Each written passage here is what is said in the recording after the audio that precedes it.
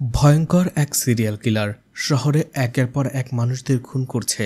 আর খুনগুলো এতটাই নৃশংস যে সেই লাশগুলো দেখে বোঝার উপায় নাই লাশটা কার। পুলিশ পর্যন্ত সেই লাশগুলোকে শনাক্ত করতে হিমশিম খেয়ে যাচ্ছে।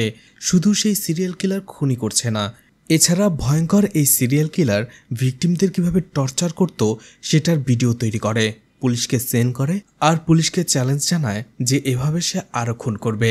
তো পুলিশ কিভাবে ভয়ঙ্কর এই সিরিয়াল কিলারকে ধরেছিল আর কেন এই সিরিয়াল কিলার মানুষকে খুন করছিল সেটাই দেখানো হবে আজকের গল্পে। আজ এক্সপ্লেন করতে যাচ্ছি 2024 সালে মালায়ালাম ভাষায় মুক্তি পাওয়া মুভি DNA। তো hi guys, welcome to my channel ফিল্মের গল্প। এমন নতুন আর অসাধারণ সব মুভি আর ওয়েব সিরিজের এক্সপ্লেনেশন বাংলায় দেখতে চাইলে চ্যানেলটিকে সাবস্ক্রাইব করে রাখতে পারেন। মুভির শুরুতেই সারাজাকে স্কুটি নিয়ে একটি দোকান আসতে দেখা যায়। সেই দোকানের মালিকের সাথে সে কিছু কথা বলে, এরপরেই দোকানদার তাকে ভেতরে নিয়ে যায়। সারজা তার ব্যাগ থেকে একটি ব্যাগ বের করে সেই দোকানদারকে দেয়। দোকানদার তাকে জিজ্ঞেস করে, এর আগে তো তোমাকে কখনো দেখিনি, তুমি কি নতুন? সারজা বলে হ্যাঁ। সারজা আসলে লোকটার কাছে ড্রাগস বিক্রি করছিল। সে ড্রাগসের প্যাকেট দিয়ে 2 লাখ টাকা নিয়ে সেখান থেকে বের হয়ে পড়ে। অন্যদিকে দেখা যায় দোকানের সামনেই ছদ্মবেশধারী 2জন পুলিশ দাঁড়িয়েছিল। সারজাকে বের হতে যেতে দেখেই তারাও তার পিছু নেয়। অন্যদিকে আরও কয়েকজন পুলিশ সেই দোকানদারের কাছে এসে তাকে ড্রাগস সহ হাতে নাতে ধরে ফেলে। এদিকে পুলিশ যে সারজাকে ফলো করছে এটা তার বস জেনে ফেলে। সে সারজাকে কল করে আর বলে, তুমি স্কুটিটা আর মোবাইলটা সেখানেই ফেলে রাখো, আর আমি তোমাকে যেভাবে বলবো সেভাবেই করো। সারজাও সেটাই করে। সারজা মোবাইল আর স্কুটি রেখে অন্য একটি মোবাইল ব্যবহার করে এবং একটি অটো নিয়ে সেখান থেকে পালিয়ে চলে আসে। দেখা যায় পুলিশ অন্যদিকে চলে যায়। তখনই তার বস তাকে আবারও কল করে আর বলে বাস স্ট্যান্ডে আসার জন্য। সেখানে একটি মাইক্রো তার জন্য অপেক্ষা করছিল। সারজা সেখানে যেতেই সারজাকে তার বসের কাছে নিয়ে আসে। সারজা সেখানে আসার পরে তার বসকে জিজ্ঞেস করে, পুলিশ কিভাবে জানলো যে আমি সেখানে ড্রাগস নিয়ে গেছি? তখনই তার বস বলে, আমাদের গ্রুপের মধ্যেই কোনো এক কোলাঙ্গার রয়েছে যে পুলিশকে হয়তোবা এই ইনফরমেশন দিয়েছে, আমি তাকে খুঁজে বের করে ফেলবো। তখনই সেখানে ডিসিপি রাজা চলে আসে। সব লোকদের মেরে তারা সেখানে পুরো জায়গাটাকে সিল করে ফেলে এবং সব ড্রাগস জব্দ করে নেয়। তাদেরকে অ্যারেস্ট করে থানায় নিয়ে আসতেই মিডিয়া নিউজ শুরু করে দেয়, এই প্রথমবার এত বড় ড্রাগসের চোরাচালান পুলিশ হাতে নাতে ধরল, যেটার ওজন প্রায় 250 কেজি, আর এই ড্রাগসের মূল্য $2,50,000 আমেরিকান ডলার। ডিসিপি রাজা বলে, আমি এই শহরে থাকতে আর কোনো ড্রাগসের চোরাচালান হবে না, কেউ ড্রাগস সেল করতে পারবে না। কিন্তু মাইকেল রেগে যায় আর বলে, আমি তোমাকে ছাড়বো না, তুমি আমার অনেক বড় ক্ষতি করে ফেলেছ। রাজা প্রচণ্ড রেগে যায় এবং মাইকেলকে সেখান থেকে নিয়ে যেতে বলে, কিন্তু সারজাকে সেখানেই থাকতে বলে। এটা শুনে মাইকেল সারজাকে বলে, তুমি মুখ খুলবে না, ও আমাদের কিছুই করতে পারবে না, আমরা কিছুক্ষণ পরেই ছাড়া পেয়ে যাব। কিন্তু তারপরেও মাইকেলকে সেখানে নিয়ে যাওয়া হয়। আর মাইকেল চলে যেতেই সারজা সেলুট করে রাজাকে। অর্থাৎ সারজা একজন আন্ডারকভার পুলিশ অফিসার হিসেবে এই অপারেশনে কাজ করছিল। রাজা তার প্রশংসা করে, বলে, তোমার জন্যই এতগুলো ড্রাগস আমরা জব্দ করতে পেরেছি। এই অপারেশনের জন্য রাজা সারজাকে 1 সপ্তাহের ছুটি দিয়ে দেয়।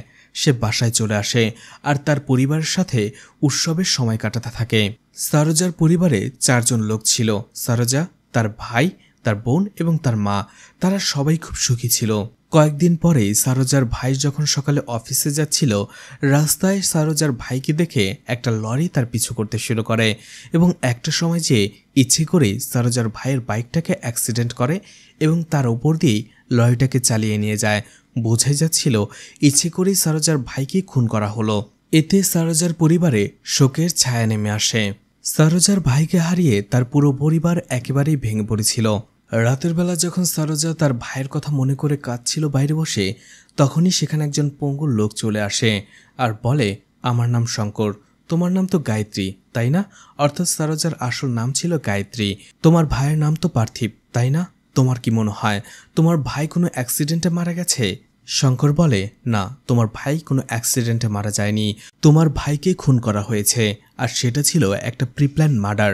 শঙ্কর বলে, তোমার কি মনে হয় তুমি সারজার সেজে আমাদের ধোকা দিয়ে পার পেয়ে যাবে?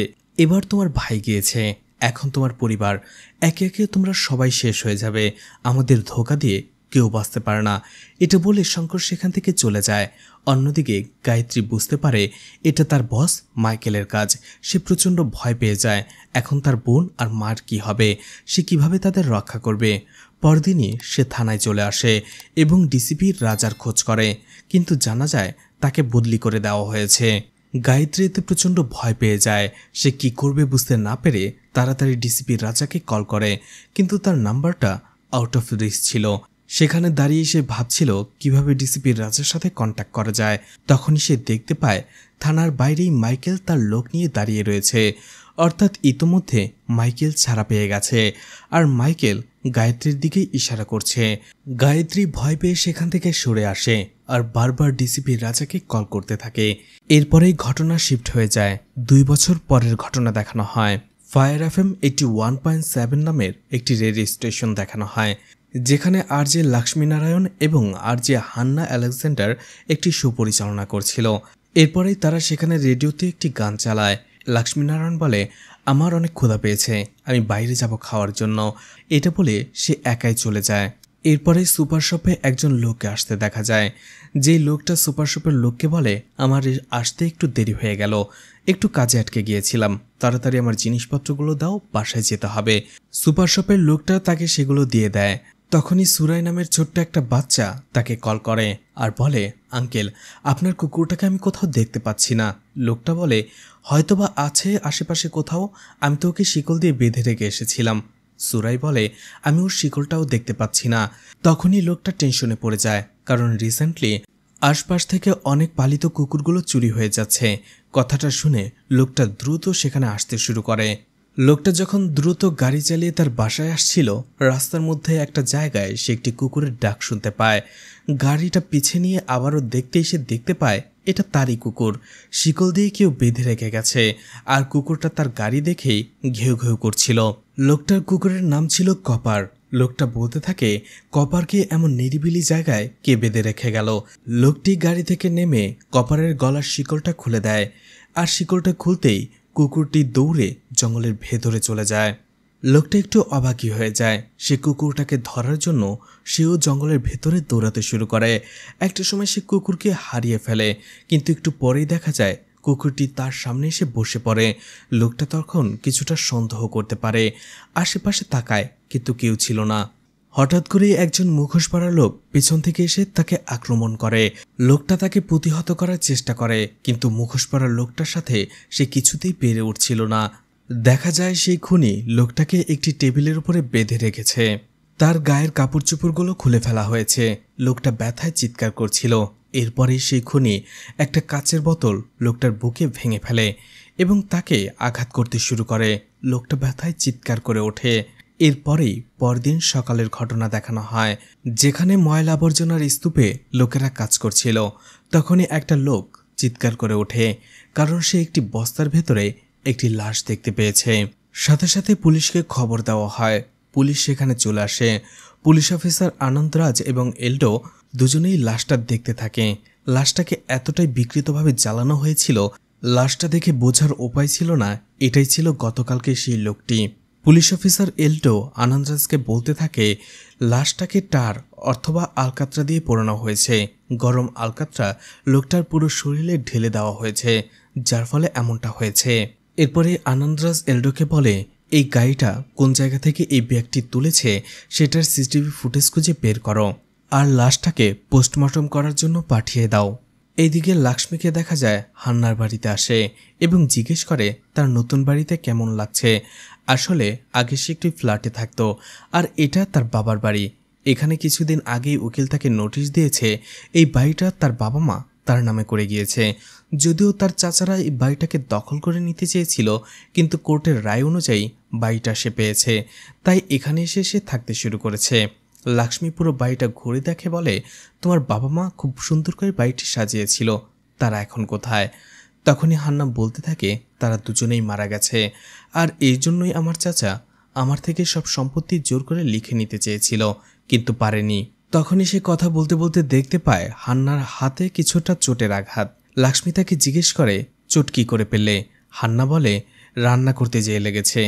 লাক্ষ্মী আর হান্না বেডরুমে যেতেই সে দেখতে পায় হান্নার বেডের উপরে একটি বই পড়েছিল। বইটার নাম ছিল কিলার ইন দ্য স্নো। এছাড়া পুরো ঘরটার ভেতরে বিভিন্ন যন্ত্রপাতি সাজানো ছিল। এটা দেখে লাক্ষ্মী বলে, আমার তো মনে হচ্ছে তুমি কাউকে খুন করার প্ল্যান করছো। হান্না বলে, হ্যাঁ, সেটা ধরে নিতে পারো। এরপরেই তারা দুজনেই এনজয় করার জন্য একটি নাইট ক্লাবে চলে আসে। সেখানে তারা কিছুটা ভালো সময় পার করে। একটার সময় সেখানে হান্না লাক্ষ্মীকে আর দেখতে পায় না। তাকে খুঁজতে খুঁজতে সে নাইট ক্লাবের বাইরে চলে আসে।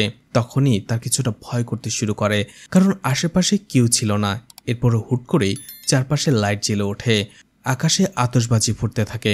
আসলে আজকে হান্নার বার্থডে ছিল, আর সেটাই সেলিব্রেট করার জন্য লাক্ষ্মী এই প্ল্যানটা করেছিল।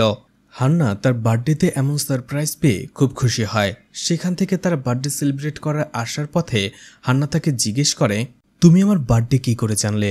লাক্ষ্মী বলে, তুমি তোমার সিভিতে নিজ হাতে সেটা লিখেছিলে। হান্না বলে, কারো সিভি থেকে তার বার্থডে জেনে সেটা সেলিব্রেট করা মানে বোঝো তো? তুমি কি আমাকে ভালোবাসো? লাক্ষ্মী বলে, হয়তোবা বাসি। এভাবেই তারা কথা বলে বলে যাচ্ছিল। হঠাৎ করেই হান্নার রাস্তার মধ্যে তার কাজিনকে দেখতে পায়, আর লাক্ষ্মীকে বলতে থাকে, থেমো না, চলে যাও। ও আমার কাজিন, ও একটা লোফার, ওর বাবার মতোই হয়েছে। কিন্তু সেই ছেলেটি রাস্তায় তাদের পথ আটকায় এবং হান্নাকে জিজ্ঞেস করে, একটা সময় তো রেডিও জুকি করে আমাদের মান সম্মানটা খুইয়েছ, এখন আবার এত রাতে ছেলেদের সাথে ঘুরছো, একে? তখনই হান্না তার মুখের উপরে একটা কড়া জবাব দিয়ে দেয়, বলে, আমার লাইফে নাক গলাতে এসো না, এর পরিণাম ভালো হবে না। লোকটাইতে রেগে যায়। তখনই লাক্ষ্মী তাকে ঠান্ডা করে। লাক্ষ্মী হান্নাকে নিয়ে বাইকটা নিয়ে সেখান থেকে চলে আসে। হান্না বলে, আমি তোমাকে বললাম তার পা ভেঙে দিতে, কিন্তু তুমি কাপুরুষের মতো সেখান থেকে পালিয়ে আসলে। লাক্ষ্মী বলে, সবসময় সবকিছু করা যায় না, ওটা রাস্তাঘাট ছিল, ওখানে ঝামেলা করলে যে কোনো সময় পুলিশ এসে আমাদের ধরে নিয়ে যেতে পারত। কিন্তু কিছুক্ষণ পরে দেখা যায় তাদের বাইক আটকে দেয় দুটো গাড়ি, আর গাড়িটি ছিল হান্নার কাজিনের। সে বলতে থাকে, তুমি আমাকে অপমান করো, তোমার সাহস আজ আমি দেখে নেব। এটা বলে সে হান্নার গায়ে হাত তুলতে যাবে। ঠিক তখনই লাক্ষ্মী তাকে বাধা দেয় এবং তাকে মারতে শুরু করে। সেখানে লাক্ষ্মী একাই সবাইকে মেরে ধরাশায়ী করে ফেলে, আর হান্নার কাজিনকে বলে, তোমাকে বলেছিলাম রাস্তার মধ্যে গোলমাল করো না। পরের দিন সকালে আবারও কোচির সেই রেডিও স্টেশন ফায়ার এফএমকে দেখানো হয়, যেখানে লাক্ষ্মী বলছিল তাদের এখন নতুন একটি শো চালু হতে যাচ্ছে, যেটা হচ্ছে উমেন্স আওয়ার, অর্থাৎ মহিলাদের বিশেষ কোনো ঘটনা তারা শেয়ার করবে আমাদের সবার সাথে। আর সেই অনুষ্ঠানের প্রধান অতিথি হচ্ছে কোচির পুলিশ কমিশনার রিচেল। রিচেলকে সেখানে ডাকা হয়। সে তার নিজের ব্যাপারে বলতে শুরু করে আর বলে, এই পুলিশ হওয়াটা তার ইচ্ছে ছিল না, ছিল তার বাবার, আর তার বাবার স্বপ্ন পূরণ করতে পেরে সে অনেক খুশি। এরপরে রিচেলকে তার অফিসে দেখা যায়, যেখানে আনন্দরাজ এবং এলডো তাকে কেসটা আগেই ব্রিফ করেছে। রিচেল তাদের বলে, সিসিটিভি ফুটেজের কি হলো? আনন্দরাজ বলে, সেখান থেকে আমরা তেমন ক্লু পাইনি, কারণ সিসিটিভি ফুটেজগুলো বেশিরভাগই নষ্ট ছিল, আর যে কয়েকটা থেকে আমরা ফুটেজ পেয়েছি সেখান থেকে ওই ধরনের কোনো বস্তা ময়লার গাড়িতে রাখা হয়নি। তার মানে এখান থেকে আমরা কোনো ক্লুই পাবো না। রিচেল বলে, তাহলে আমাদের একমাত্র ভরসা হচ্ছে অটোপসি রিপোর্ট। সেটা দেখার জন্যই তারা ফরেন্সিক ডক্টরের কাছে চলে যায়। ফরেন্সিক ডক্টর রেমন ছিল একজন মজার মানুষ। রিচেল এবং বাকিরা এসে দেখতে পায় সেই ডক্টর সেখানে গ্লাভস পরেই বসে বসে নুডলস খাচ্ছে। খাবার খেতে খেতেই ডক্টর তাদের সাথে কথা বলতে থাকে। এরপরেই ডক্টর সেই ডেড বডির কথা বলতে শুরু করে। বলে, লোকটার বয়স 30 থেকে 40 বছর হবে, হাইট 5.11। এছাড়া তার অনেক বেশি রক্তক্ষরণের ফলেই মৃত্যু হয়েছে, আর অনেক বেশি রক্তক্ষরণের ফলে একটা সময় হার্ট ফেইলর, আর এতেই সে মারা যায়। এছাড়া ডক্টর আরও বলে, মারা যাবার আগে লোকটাকে গরম আলকাত্রায় ডোবানো হয়েছিল, অথবা লোকটার উপরে গরম আলকাত্রা ঢেলে দেওয়া হয়েছিল। রিচেল বলে, এটা তো খুবই অদ্ভুত, এমনটা সচরাচর হয়ে থাকে না। ডক্টর বলে, লোকটার শরীরে গরম আলকাত্রাগুলো এমনভাবে লেগে গিয়েছিল সেটা স্কিন থেকে সরানো প্রায় অসম্ভব হয়ে পড়ছিল, যার ফলে তার ফেস কেমন হতে পারে সেটা আমরা কোনো ধারণাই করতে পারিনি। এরপরে ডক্টর বলে, কিন্তু আমাদের জন্য একটা সুখবর হচ্ছে সেই ডেড বডির ভেতরে আমি একটি পেন ড্রাইভ পেয়েছি, আর পেন ড্রাইভটা খুনি ইচ্ছে করেই সেই মুখের ভেতরে ঢুকিয়ে রেখেছিল। এতে করে বোঝাই যাচ্ছিল সে পুলিশকে চ্যালেঞ্জ জানাচ্ছে, অর্থাৎ সে একজন সিরিয়াল কিলার।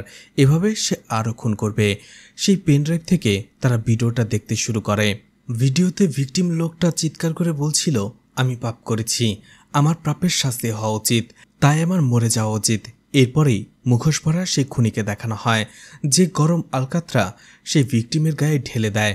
লোকটা চিৎকার করতে থাকে, কিন্তু তার কিছুই করার ছিল না, আর সেখানেই সে গরম আলকাতরায় পড়ে মারা যায়। আর ভিডিও শেষে লেখা ওঠে, টু বি কন্টিনিউড। এভাবেই চলতে থাকবে। এটা দেখে রিচেল বলে, এই খুন কেউ সাধারণ মানুষ করলে এমনটা হতো না। এ এক সাইকোপ্যাথ, যে করেই হোক একে থামাতে হবে। এই সাইকোপ্যাথ অন্য কাউকে মারার আগেই তার কাছে আমাদের পৌঁছাতে হবে, ইমিডিয়েট অ্যাকশন নিতে হবে। আনন্দরাজ বলে, ভিডিওটা দেখে বোঝা যাচ্ছিল লোকটা সেই লোকটাকে মেরে প্রতিশোধ নিচ্ছে। রিচেল বলে, ভিকটিমের যে বিবরণ পেয়েছি ডক্টর রেমন্ডের কাছ থেকে, সেটা সব থানায় পাঠিয়ে দাও। যেসব মিসিং কেসের সাথে এই ভিকটিমের বর্ণনা মিলে যায় তাদের কেসগুলো একত্র করো। এছাড়া সদ্য মুক্তি পাওয়া কয়েদির লিস্ট বের করো। ভিডিও দেখে আমার মনে হচ্ছে এ কোনো পুরাতন ক্রিমিনাল, কারণ একজন সাধারণ মানুষের পক্ষে একটা মানুষকে এতটা টর্চার করা কখনোই সম্ভব নয়। যারা যারা সদ্য জেল থেকে মুক্তি পেয়েছে তাদের উপরে ক্লোজলি নজর রাখো। এরপরেই শুভঙ্কর নামের একজন লোককে দেখানো হয়, যে গার্ডের সামনে দাঁড়িয়ে বলছিল, তুমি যদি 6টা হাতি আমাকে ফেরত দিয়ে দিতে পারো তাহলে আমি তোমার নামে অনেক কিছু দান করব। আসলে এখানে 6টা হাতি বলতে 6 কোটি টাকা বোঝানো হচ্ছে।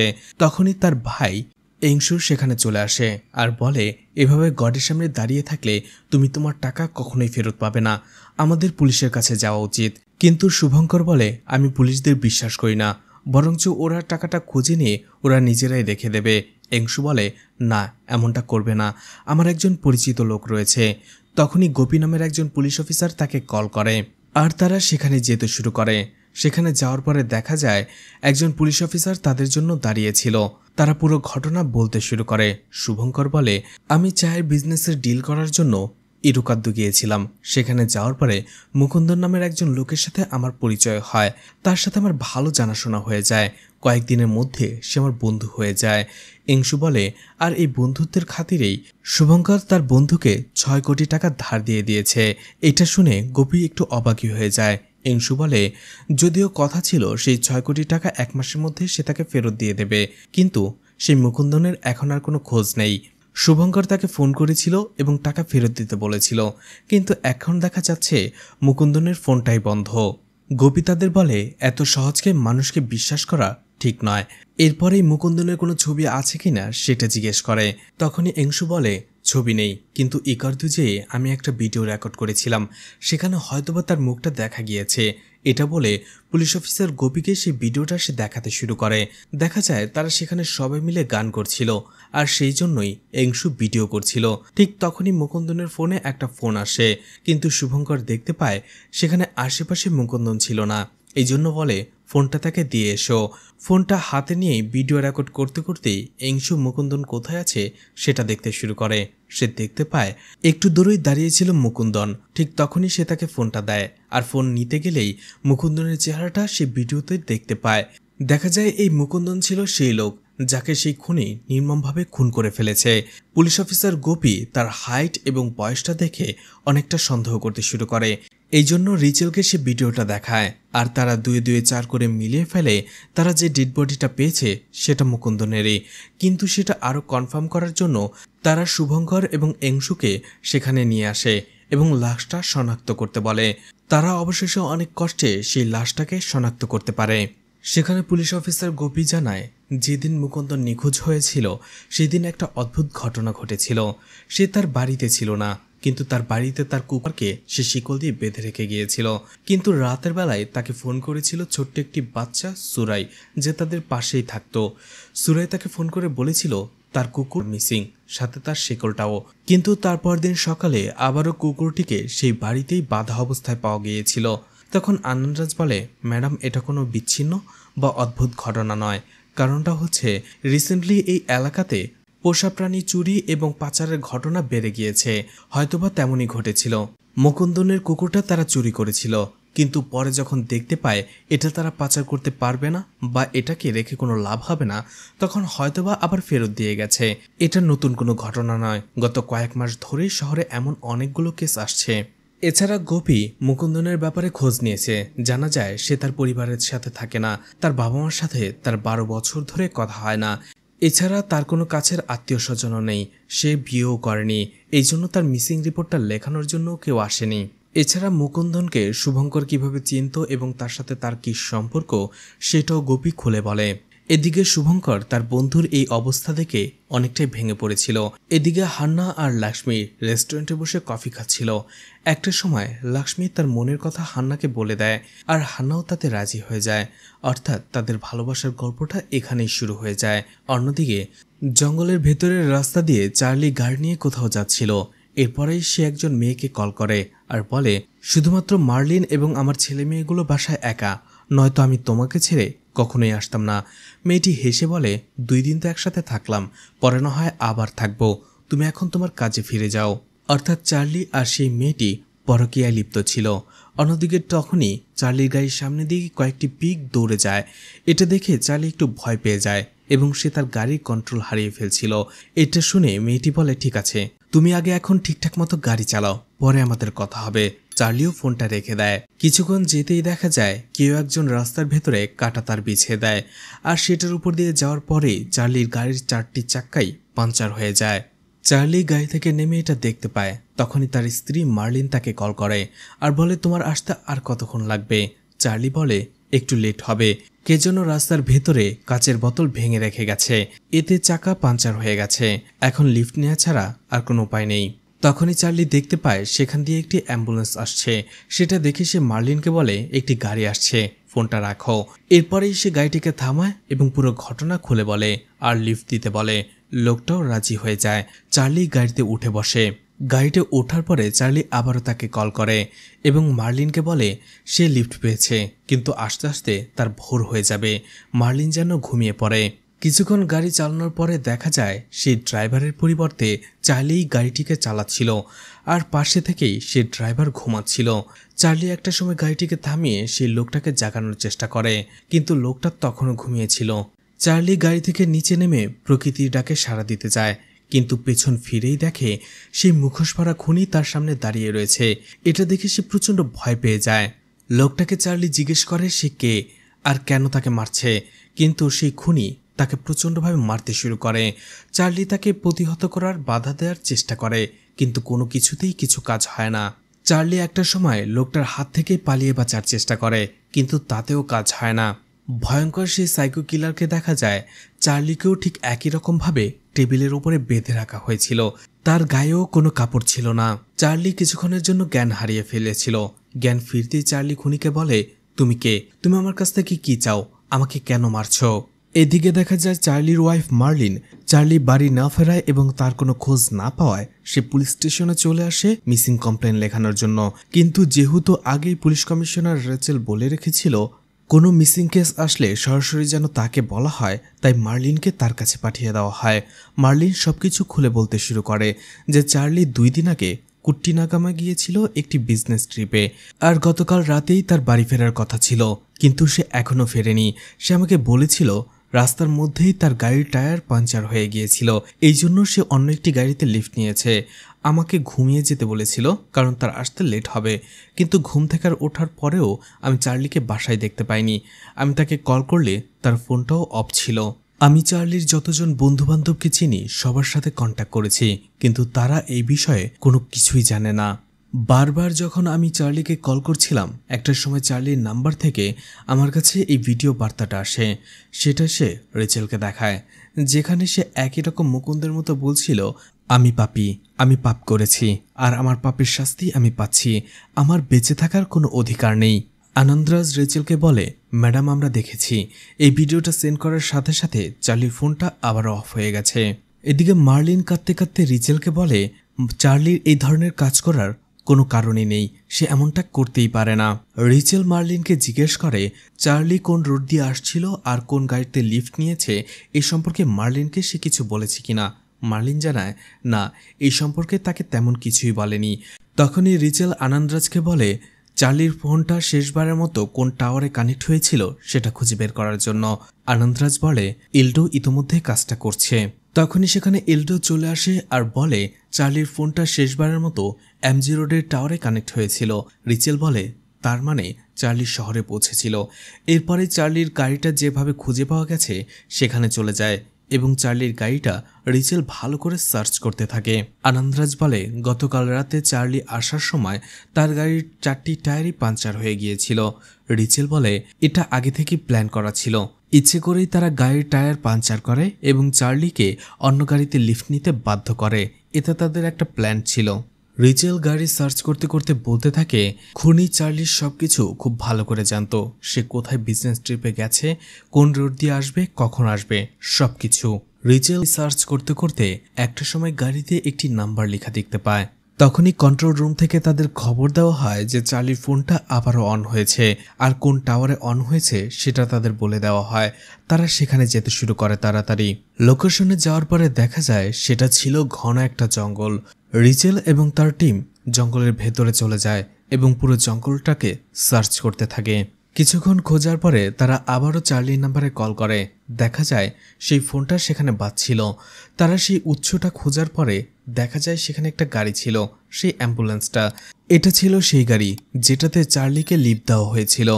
গাড়িটা দেখে অন্য একজন পুলিশ অফিসার আনন্দরাজকে বলে, স্যার, আমরা যখন রাস্তায় টহল দিচ্ছিলাম এই গাড়িটা আমাদের সামনে দিয়ে গিয়েছিল, কিন্তু অ্যাম্বুলেন্স এবং ইমার্জেন্সি ভেবে আমরা গাড়িটাকে চেক না করেই ছেড়ে দিয়েছি।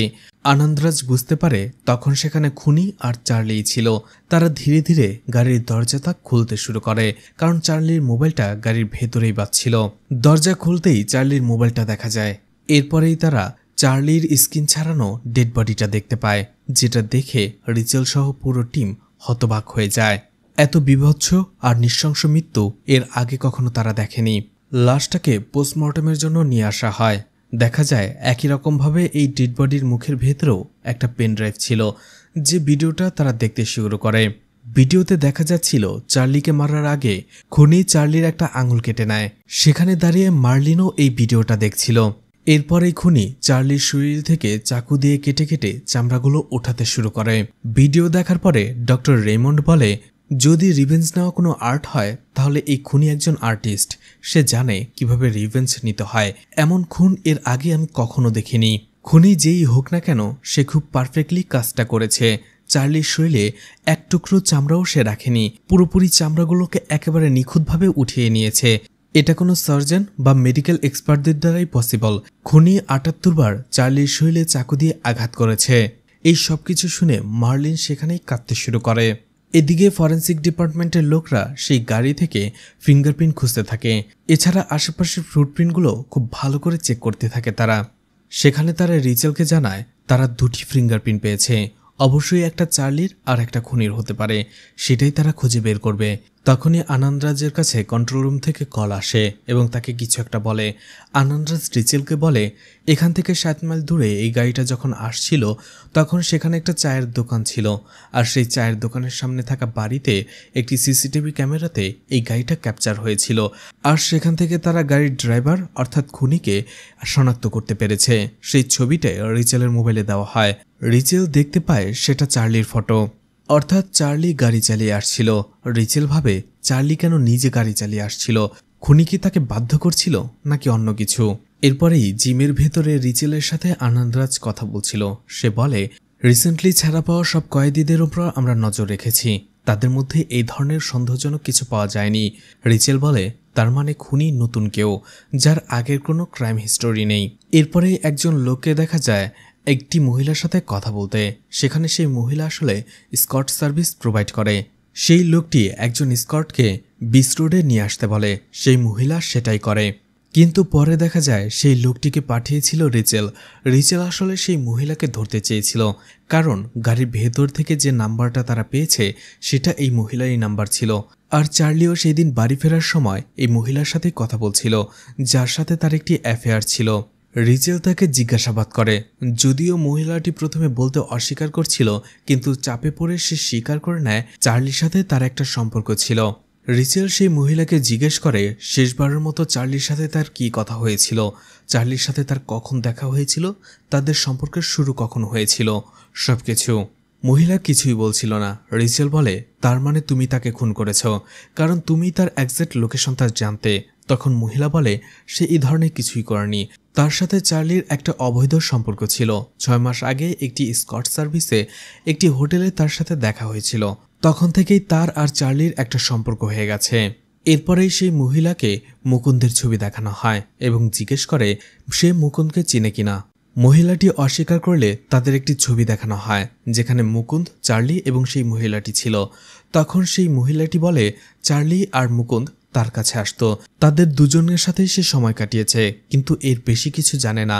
চার্লি মিসিং হওয়া বা খুন হওয়া এর কোনো কিছুই সে জানে না। এরপরে দেখা যায় রিচেলের অফিসে মার্লিন আসে। আসলে চার্লির এক বন্ধু তাকে একটি ভয়েস মেসেজ পাঠিয়েছে, সেটা রিচেল শুনতে শুরু করে। সেখানে বলা হচ্ছিল যে চার্লি আমার বন্ধু, আমি চার্লির ব্যাপারে শুনেছি, আমার খুব খারাপ লাগছে, আমি কিছুদিনের মধ্যেই দেশে ফিরব, আমি এখন সিঙ্গাপুরে আছি। রিচেল জিজ্ঞেস করে এই পিটারকে, সে পিটারকে চেনে কিনা, কিন্তু মার্লিন বলে সেই পিটারের নাম আগে কখনো শোনেনি। রিচেল বলতে থাকে যেহেতু সে সিঙ্গাপুর থেকে এত তাড়াতাড়ি চার্লির মৃত্যুর খবরটা পেয়ে গেছে, তার মানে তার চার্লি এবং মুকুন্দের সাথে খুব ভালো একটা সম্পর্ক রয়েছে। একজন পুলিশ অফিসারকে বলে সিঙ্গাপুরে এই পিটারের লোকেশন ট্র্যাক করার জন্য। এদিকে রাতের বেলা দেখা যায় লাক্ষ্মী আর হান্নাকে রিচেলের বাসায় আসতে। রিচেল তাদের দেখে কিছুটা অবাক হয় আর বলে এই সময় তোমরা এখানে? কৃষ্ণা বলে আপনি আমাদের রেডিও স্টেশনে একটি শোতে গিয়েছিলেন আর আপনি বলেছিলেন সেটার একটা কপি যেন আপনাকে দেওয়া হয়, সেটাই দিতে এসেছে। রিচেল সেখানে পেন ড্রাইভটা রাখে এবং তাদেরকে বসতে বলে। ঠিক ওই সময়টাতে তাকে অন্য একজন পুলিশ অফিসার কল করে। আনন্দরাজ রিচেলকে বলে কোচি এয়ারপোর্ট থেকে ইনফরমেশন দেওয়া হয়েছে, এইমাত্র কোচি এয়ারপোর্টে ল্যান্ড করেছে পিটার। রিচেল বলে ঠিক আছে, যে করেই হোক পিটারকে ছাড়া যাবে না, ওর কাছ থেকে আমরা অনেক ইনফরমেশন পাবো। রিচেল এরপরে মার্লিনকে কল করে আর বলে এই মুহূর্তে পিটার তোমার কাছে চলে আসবে, ভয় পাওয়ার কোনো কারণ নেই, আমরা তোমার আশেপাশেই থাকবো, তুমি ওর সাথে বিভিন্ন কথা বলে বিভিন্ন ইনফরমেশন নেওয়ার চেষ্টা করবে, আমরা সেখানে চলে আসছি। অন্যদিকে লক্ষ্মী আর হান্না দেখতে পায় রিচেল ব্যস্ত, তাদের সাথে রিচেল কথা বলার সময়ই পাচ্ছে না, এই জন্য তারা সেখান থেকে চলে আসে। এদিকে পিটার আসার সময় মার্লিনকে কল করে আর বলে আমি এইমাত্র কোচি আসলাম, আমি তোমার সাথে দেখা করতে আসছি, আর তোমার ছেলেকেও জাগিয়ে রেখো, ওর সাথে আমার অনেক কথা রয়েছে। এদিকে রিচেল মার্লিনের বাসার দিকে যেতে শুরু করে। অন্যদিকে পিটারের কাছে আননোন নাম্বার থেকে একটি কল আসে, একটি মেয়ে তাকে কল করেছিল আর বলেছিল তোমার অবস্থাও তোমার দুই বন্ধুর মতোই হবে, তোমার দুই বন্ধুকে যেভাবে খুন করেছিলাম তার থেকেও বেশি নির্মমভাবে আমি তোমাকে খুন করব। পিটার রেগে যায় আর বলে তুমি কোথায়, পারলে আমার সামনে এসো, আমি তোমাকে শেষ করে ফেলবো। মেয়েটি বলে ঠিক আছে, আমি আমার লোকেশন তোমাকে সেন্ড করলাম, পারলে আমার সাথে এসে দেখা করো। পিটার সেই লোকেশনে যেতে শুরু করে আর যাওয়ার আগে সে মার্লিনকে কল করে বলে খুনি আমাকে কল করেছিল, সে আমাকে চ্যালেঞ্জ দিয়েছে, আমি সেখানেই যাচ্ছি, ওকে শেষ করার পরেই আমি তোমার সাথে দেখা করব। এই বলে সে ফোনটা কেটে দেয়। মার্লিন এই খবরটা রিচেলকে দেয়। এটা শুনে রিচেল বুঝতে পারে যে পিটার তাদের হাতছাড়া হয়ে যাচ্ছে, এই জন্য বাকি পুলিশদের সে খবর দিয়ে দেয় যে পিটারের গাড়িটাকে যেন চেক করা হয়। এদিকে পুলিশের চেকপোস্টে পিটারের গাড়িটি এসে থামে। যখনই আনন্দাজ তাকে চেক করতে যাবে ঠিক ওই সময়টাতে পেছনে রিচেলের গাড়ি চলে আসে। এজন্য আনন্দরাজ পিটারের গাড়িটাকে চেক না করেই তাকে ছেড়ে দেয় আর আনন্দরাজ রিচেলের সাথে কথা বলতে থাকে। আনন্দরাজ রিচেলকে জানায় আমরা পিটারকে খোঁজার জন্য আশেপাশের 3 থেকে 4 কিলোমিটার পর্যন্ত সব জায়গায় সার্চ করছি, আশা করি পেয়ে যাব। এদিকে পিটার সেই লোকেশনে চলে আসে। গাড়ি থেকে নামতেই সে দেখতে পায় বিল্ডিংয়ের উপরে মাস্ক পরা সেই লোকটি দাঁড়িয়ে রয়েছে। পিটার সেখানে যেতে শুরু করে। পিটারের কাছে গান ছিল, তাই সে খুনিকে গুলি করতে শুরু করে, কিন্তু কাজ হয় না। খুনি তার মিসফায়ার থেকে বেঁচে যেয়ে তাকেই মারতে শুরু করে। পিটার প্রতিহত করার চেষ্টা করলেও কাজ হয় না। একটা সময় খুনি তাকে ধরে নিয়ে যায়। এরপরে একই রকমভাবে কাপড় চোপড় ছাড়া তাকে একটি টেবিলের উপরে শুয়ে রাখে। পিটার চিৎকার করতে থাকে আর বলতে থাকে তুমি কে, কেন এমন করছো। সে আগুন নিয়ে এসে একটা সময় পিটারের শরীর ঝলসে দেয়। পরদিনই দেখা যায় গ্যারেজে যখন আনন্দরাজের গাড়িটা ওয়াশ করা হচ্ছিল তখন ওয়াশম্যান গাড়ির ডিকির ভেতরে একটা বস্তা দেখতে পায়, যেটার ভেতরেই পিটারের লাশটা ছিল। পুলিশকে খবর দেওয়া হয়। পুলিশ সেখানে আসার পরে লাশটা দেখে চমকে যায়। এদিকে এরপরে রিচেলের হায়ার অফিসার তাকে ডাকে এবং চরমভাবে অপমান করতে থাকে, বলে শহরে একের পর এক খুন হয়ে যাচ্ছে, সিরিয়াল কিলার একের পর এক মানুষ মেরে যাচ্ছে, কিন্তু পুলিশ কোনো কিছুই করতে পারছে না। মানুষ পুলিশকে একটা মজা বানিয়ে ফেলছে, তারা পুলিশকে নিয়ে বিভিন্ন ধরনের ট্রল করছে, আর এমনটা হতে থাকলে পুলিশ অচিরেই তার সম্মান হারিয়ে ফেলবে। আমি এমনটা হতে দিতে পারি না। ওপর থেকে প্রেশার দেওয়া হচ্ছে, যে করেই হোক খুনিকে ধরতে হবে। আমি তোমাকে 24 ঘন্টা সময় দিলাম, 24 ঘন্টার মধ্যেই খুনিকে তোমাকে ধরতে হবে, নয়তোবা তুমি রিজাইন করো, আর নয়তোবা ট্রান্সফার নিয়ে অন্য কোথাও চলে যাও, কারণ একজন মহিলা কমিশনারকে এখানে দেওয়াটাই আমার ভুল হয়েছে। এতে রিচেল প্রচণ্ড অপমানিত বোধ করে আর বলে 24 ঘন্টার মধ্যেই সে এই খুনিকে ধরবে, নয়তোবা সে রিজাইন করবে। এটা বলে সে চলে আসে। রিচেল সেই পেন ড্রাইভের ভিডিওগুলো ভালো করে দেখতে থাকে। অন্যদিকে আইটি ডিপার্টমেন্ট থেকে চারপাশের সিসিটিভি ফুটেজগুলো দেখতে থাকে যে পিটার কোথায় গিয়েছিল এবং সেই খুনি তাকে কোথায় হত্যা করেছে। সবভাবে পুলিশ চেষ্টা করতে থাকে যাতে খুনির কাছে পৌঁছানো যায় অথবা একটা ক্লু খুঁজে পাওয়া যায়। রাতে রিচেল যখন আবারও ভিডিওগুলো খুব ভালো করে দেখছিল, হঠাৎ করেই তার চোখ আটকে যায় একটা জিনিসে। সেটা ভালো করে সে জুম করে দেখতে থাকে। এরপরেই সে খুশি হয়ে যায়, অর্থাৎ যে ক্লুটা তার দরকার ছিল সেটা সে পেয়ে গেছে। এদিকে সেই ফায়ার এফএমে একটি শো হচ্ছিল যেখানে একজন ডক্টর সিরিয়াল কিলারের ব্যাপারে বলছিল। ঠিক তখনই দেখা যায় সেখানে চলে আসে রিচেল এবং তার টিম। ওই সময় এতজন পুলিশদের দেখে তারা কিছুটা অবাকই হয়ে যায়। তখনই রিচেলের কাছে একজন ডক্টর কল করে এবং রিচেলকে বলে সে যেটা পাঠিয়েছে সেটা ম্যাচ করে গেছে। রিচেল এরপরেই সেখান থেকে চলে আসে হান্নার বাড়িতে। সে দেখতে পায় হান্না বেডে বসেই মুভি দেখছিল, সেটাও সিরিয়াল কিলারের মুভি, এবং তার পুরো ঘর জুড়েই অস্ত্র সাজানো ছিল। পুলিশদের দেখে হান্না অবাক হয়ে যায়। এদিকে একটি নার্সিংহোমে বসে টিভি দেখছিল এবং কাপড় গোছাচ্ছিল লাক্ষ্মী। সেখানে একজন নার্সের সাথে সে কথা বলতে থাকে। নার্স বলে, তোমার মা ধীরে ধীরে সুস্থ হয়ে যাচ্ছে। লাক্ষ্মী এতে অনেক খুশি ছিল। নার্স টিভিতে যখনই সেই খুনের কেসের কথাগুলো শুনতে থাকে, সে বলতে থাকে শহরে এই খুনি কোথা থেকে এলো, সে কেন একের পর এক মানুষদের এইভাবে খুন করে চলছে। তখনই লাক্ষ্মীর কাছে কল আসে। কলটা করেছিল হান্না। হান্না তাকে জিজ্ঞেস করে যে লাক্ষ্মী কোথায়। লাক্ষ্মী বলে, তোমার কণ্ঠ এমন কেন শোনাচ্ছে, তুমি কোথায় আর তোমার সাথে কে রয়েছে। কিন্তু হান্না বলে সে একাই। ঠিক তখনই গাড়ির ভেতরে ওয়াকি টকিটা বেজে ওঠে, যেটা শুনে লাক্ষ্মী বুঝে যায় যে হান্না এখন পুলিশের সাথে রয়েছে।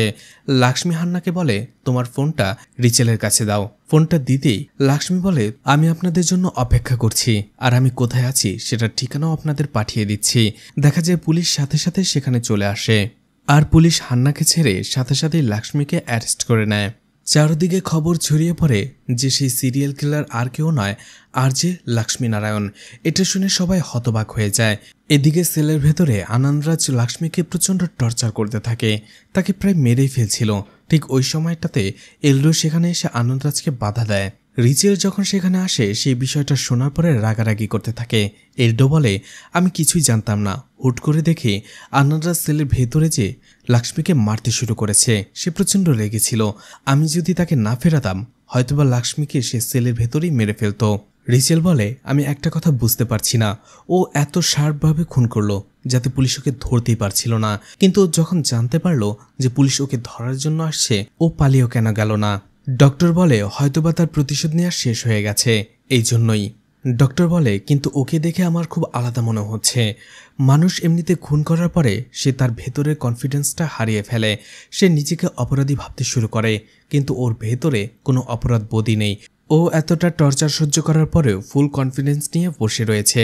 তখনই তারা দেখতে পায় লাক্ষ্মী সেখানে বসেই কিছু একটা পড়ছিল মনে মনে।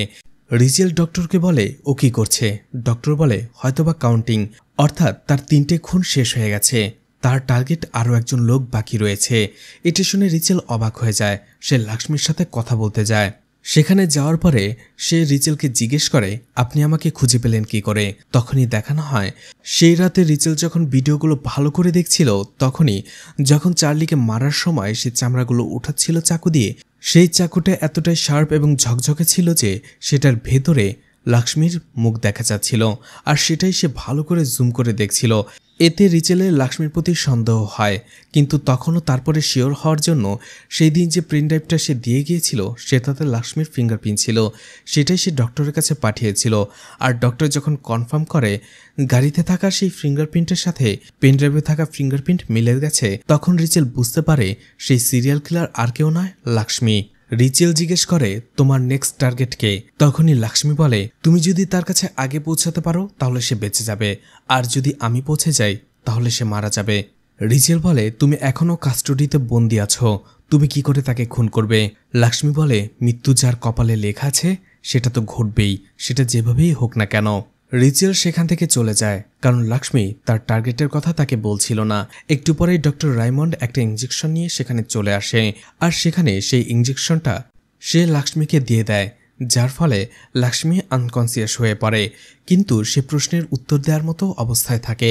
রিচেল সেখানে চলে আসে এবং তাকে জিজ্ঞেস করে সে এই খুনগুলো কেন করছে আর কিভাবে করেছে। লক্ষ্মী তখন এই 3টি খুন সে কিভাবে করেছে তার বর্ণনা দিতে থাকে। পিটারকে খুন করার আগে যখন তারা রিচেলের বাসায় গিয়েছিল, তখন লক্ষ্মী রিচেলের কথা থেকে জানতে পেরেছিল যে পিটার দেশে আসছে, আর এই জন্য সাথে সাথে তাকে কল করে এবং তার কাছে ডেকে নিয়ে যায়। এরপরে রিচেল যখন তাকে জিজ্ঞেস করে কেন এই খুনগুলো সে করেছে এবং এরপরে সে কাকে খুন করবে, তখনই লক্ষ্মী একেবারেই জ্ঞান হারিয়ে ফেলে। রিচেল এবং ডক্টর সেখান থেকে চলে যায়, কিন্তু দেখা যায় লক্ষ্মী অভিনয় করছিল। আসলে সে বলতে চাইছিল না এখনো যে তার পরবর্তী টার্গেট কে। এদিকে এলডো লক্ষ্মীর ফোন থেকে একটি ভয়েস চেঞ্জার অ্যাপ এবং গুগল ম্যাপের হিস্টোরি দেখতে পেয়েছে, যেটা থেকে তারা সেই জায়গায় চলে যায় যেখানে এই 3জনকে লক্ষ্মী খুন করেছে। পুরো জায়গাটা দেখতে থাকে রিচেল এবং তার টিম। সেখানে তারা প্রত্যেকটা জিনিসের প্রমাণ পায়। এরপরে এলডো সেখানে একটি মোবাইল ফোন খুঁজে পায়, আর সেই মোবাইল ফোনটা তারা দেখতে শুরু করে। মোবাইলে একটি ভিডিও ছিল। ভিডিওতে লক্ষ্মী বলছিল পিটার, চার্লি এবং মুকুন্দন তারা একটি ব্রাহ্মণ ফ্যামিলিকে শেষ করে দিয়েছিল, আর সেই ব্রাহ্মণ ফ্যামিলিটা ছিল গায়ত্রীর ফ্যামিলি, যেখানে তার ভাইকে হত্যা করা হয়েছে। এরপরে রাতে যখন তারা 3জন বাড়ি ফিরেছিল, সেখানে এই চার্লি, পিটার এবং মুকুন্দন ছিল। তারা সেখানে তাদের টর্চার করছিল। সেখানে লক্ষ্মী বলে কিন্তু সেখানে শুধুমাত্র তারা 3জন নয়, আরও একজন ছিল যে তার পরবর্তী টার্গেট। ঠিক তখনই সেখানে পুলিশের একটি আইডি কার্ড দেখানো হয়, যেটা দেখে তারা সবাই চমকে যায়। রিচেল ডিজিপিকে কল করে কিন্তু সে কল ধরছিল না। অন্যদিকে অন্য একটা থানায় খোঁজ নিয়ে রিচেল জানতে পারে এমন একটা কেস রয়েছে যেখানে এমন একটা পরিবারের 3জন সদস্যই মারা গিয়েছিল, কিন্তু সেই কেসটা এখনো ক্লোজ হয়নি। এদিকে দেখা যায় কয়েকজন লোক লক্ষ্মীকে নিয়ে অন্য কোথাও চলে আসে এবং সেখানে তাকে টর্চার করতে শুরু করে। এছাড়া সেখানে আনন্দরাজও ছিল যে তাকে টর্চার করছিল। আনন্দরাজ বলতে থাকে যখনই মুকুন্দের ডেড বডিটা আমি খুঁজে পাই, তখন আমি বুঝতে পারছিলাম না এই কাজটা কে করছে।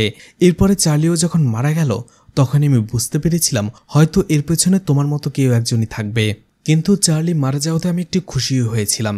এরপরে যখন পিটারকে তুমি খুন করলে, তখন আমি আরও খুশি হয়েছিলাম। আর একটা কথা হচ্ছে, পিটারকে আমি তোমার কাছে যেতে দিয়েছি। অর্থাৎ সেদিন রাতে আনন্দরাজ যখন পিটারকে গাড়িতে দেখেছিল, সে তাকে ইচ্ছে করেই যেতে দিয়েছিল। সে জানতো খুনি তাকে খুন করে ফেলবে, কিন্তু তারপরেও পিটারকে সে যেতে দিয়েছিল, কারণ পিটার এবং চার্লি মিলে আনন্দরাজকে ব্ল্যাকমেল করছিল। আর আনন্দরাজ তার এই পথের কাটা সরানোর জন্য সেই দিন পিটারকে বাধা দেয়নি, কারণ সে নিজেই এই দুজনকে খুন করতে চাইছিল। কিন্তু অন্য একজন খুনি যেহেতু তাদের খুন করেই ফেলছে, তাহলে আনন্দরাজ আর কোনো কাজ করবে কেন?